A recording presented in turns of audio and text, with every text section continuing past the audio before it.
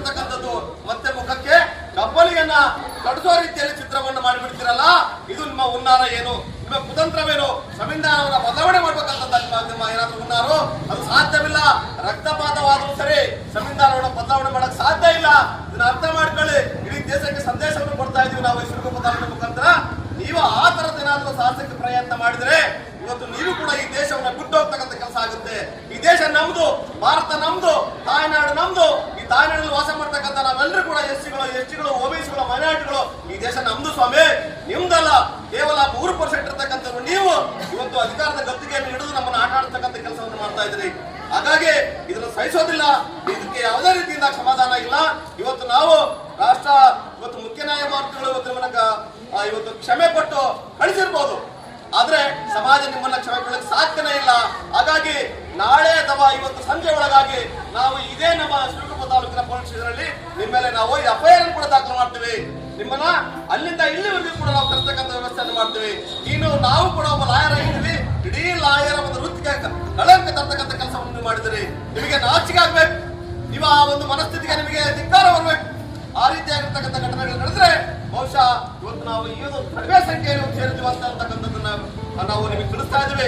ಆದ್ರೆ ಮುಂದಿನ ದಿನಗಳಲ್ಲಿ ಈ ದೊಡ್ಡ ಉಗ್ರವಾದ ಹೋರಾಟವನ್ನು ಮಾಡ್ತಕ್ಕಂಥ ಕೆಲಸವನ್ನು ಕೂಡ ಮಾಡ್ತಾ ಇದ್ದೀವಿ. ಮಾನ್ಯ ಇವತ್ತು ಈ ದೇಶದ ಪ್ರಥಮ ಪ್ರಜೆ ಆಗಿರ್ತಕ್ಕಂಥ ರಾಷ್ಟ್ರಪತಿ ಅವರಿಗೆ ಮೊನ್ನೆ ತಹಸೀಲ್ದಾರ್ ಮುಖಾಂತರ ನಾವು ಅರ್ಜಿಯನ್ನು ಕೊಡ್ತಕ್ಕಂಥದ್ದನ್ನು ಮಾಡ್ತಾ ಇದ್ದೀವಿ. ಅರ್ಜಿಯಲ್ಲಿ ಏನ್ ಕೇಳ್ತಾ ಇದ್ದೀವಿ? ಅವರನ್ನ ಗಡೀಪಾರು ಮಾಡಿ ದೇಶ ದ್ರೋಹಿ ಕಾಯ್ದೆಯಲ್ಲಿ ಬಂಧಿಸಿ ಅವರನ್ನ ಮೊದಲು ಗಡೀಪಾರಿ ಮಾಡ್ತಕ್ಕಂಥ ಒಂದು ಒತ್ತಾಯವನ್ನ ಇವತ್ತು ಈ ಮೂಲಕ ನಾವು ಮಾಡ್ತಾ ಇದ್ದೇವೆ. ಹಾಗಾಗಿ ಬಂಧುಗಳೇ, ಇವತ್ತು ಆ ಒಂದು ಉನ್ನತವಾಗಿರ್ತಕ್ಕಂಥ ಸ್ಥಾನದಲ್ಲಿ ಹೇಳ್ತಾರೆ, SCಗಳಾಗಿರ್ಬೋದು, STಗಳಾಗಿರ್ಬೋದು, OBCಗಳಾಗಿರ್ಬೋದು, ಮೈನಾರಿಟಿಗಳಾಗಿರ್ಬೋದು, ಆ ಒಂದು ಸ್ಥಾನದಲ್ಲಿ ಕುಂತ್ರೆ ಅವರಿಗೆ ಅವ್ರಿಗೆ ಟಿಕಾ ಉರಿತೈತೆ ಅವರಿಗೆ. ಹಾಗಾಗಿ ಅದನ್ನ ಸಹಿಸ್ಕೊಳ್ಳಾರದೆ ಈ ರೀತಿಯ ಕೃತ್ಯವನ್ನು ಮಾಡ್ತಾ ಇದ್ದಾರೆ. ಅದನ್ನ ನಾವು ಸಹಿಸ್ಕೊಳ್ಳೋದಿಲ್ಲ.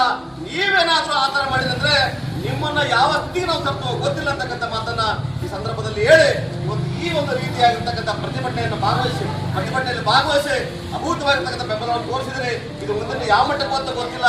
ಇವತ್ತು ಸೋಮೋಟ ದಾಖಲೆ ಮಾಡಿ ಇವತ್ತು ಸುಪ್ರೀಂ ಕೋರ್ಟ್ ನ್ಯಾಯವಾದಿಗಳು ಅವ್ರಿಗೆ ಸಮಾಧಾನ ಮಾಡಿರ್ಬೋದು.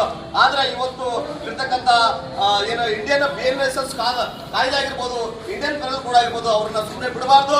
ಅವ್ರ ಮೇಲೆ ಕಾನೂನು ಕ್ರಮ ಕೈಗೊಳ್ಬೇಕಂತ ಹೇಳಿ ಈ ಮೂಲಕ ಒತ್ತಾಯ ಮಾಡಿ ನನ್ನ ಮಾತು ವಿರಾಮ ಹೊಂದಿದ್ರೆ ಜೈ ಭೀಮ್, ಜೈ ಭೀಮ್, ಜೈ ಭೀಮ್, ಜೈ ಭೀಮ್, ಜೈ ಭೀಮ್, ಜೈ ಭೀಮ್. ದಲಿತರ ಸಂಘಟನೆಗಳ ಹೋರಾಟಕ್ಕೆ ಸಂಘಟನೆಗಳ ಹೋರಾಟಕ್ಕೆ ಎಲ್ಲವರಿಗೆ ಹೋರಾಟ, ಎಲ್ಲವರಿಗೆ ಹೋರಾಟ. ನ್ಯಾಯ ಬೇಕು, ನ್ಯಾಯ ಬೇಕು. ದಲಿತರ ಒಕ್ಕೂಟಗಳ ಹೋರಾಟಕ್ಕೆ, ದಲಿತರ ಒಕ್ಕೂಟಗಳ ಹೋರಾಟಕ್ಕೆ. ಬಂಧುಗಳೇ, ಈಗಾಗಲೇ ದೇಶದ ನ್ಯಾಯವಾದ ಕೇಳೋದಕ್ಕೆ ನಮಗೆ ಬಾಯಿ ಬರ್ತಾ ಇಲ್ಲ.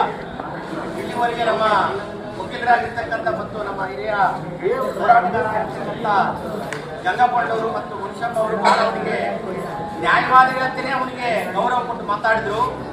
ನಾನು ಆ ರೀತಿ ಮಾತಾಡೋದಕ್ಕೆ ಇಷ್ಟಪಡೋದಿಲ್ಲ. ಯಾಕಂದ್ರೆ ಅವನೊಬ್ಬ ಭ್ರಷ್ಟ, ಅವನು ನೀಚ, ಅವನು ಕೊಲೆಗಡಕ, ಅವನು ಷಂಡ.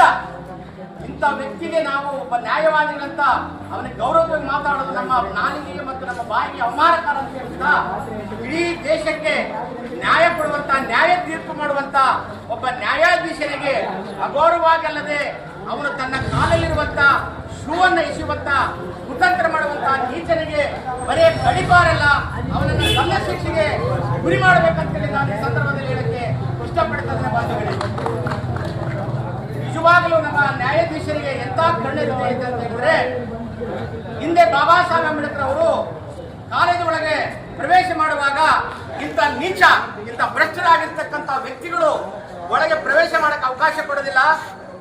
ಆಗ ಬಾಬಾ ಸಾಹೇಬ್ ಅಂಬೇಡ್ಕರ್ ಅವರಿಗೆ ಬ್ರಿಟಿಷ್ ಸರ್ಕಾರದ ಎಲ್ಲಾ ಕಾನೂನು ಅಧಿಕಾರಿಗಳು ಬಂದು, ನೀನು ಒಂದು ಮಾತು ಹೇಳಿದ್ರೆ ಸಾಕು, ನನ್ನ ಮಗನನ್ನು ಒಳಗಾಗ್ತೀವಿ ಅಂತ ಹೇಳಿ ಹೇಳಿದಾಗ ಬಾಬಾ ಸಾಹೇಬ್ ಅವರು ಒಂದು ಮಾತು ಹೇಳ್ತಾರಲ್ಲಿ, ಬೇಡ ಸ್ವಾಮಿ, ಅವನೊಬ್ಬ ಈಗ ನನ್ನ ಜೊತೆಗೆ ಪರೀಕ್ಷೆ ಬರಕ್ ಬಂದಿದ್ದಾನೆ, ಅವನಿಗೆ ಏನಾದ್ರೂ ನಾವು ಇವತ್ತು ನೀವು ಶಿಕ್ಷೆ ಕೊಟ್ರೆ ಅವನ ಜೀವನನೇ ನಾಶನ ಮಾಡ್ಬೇಕಾಗ್ತದೆ.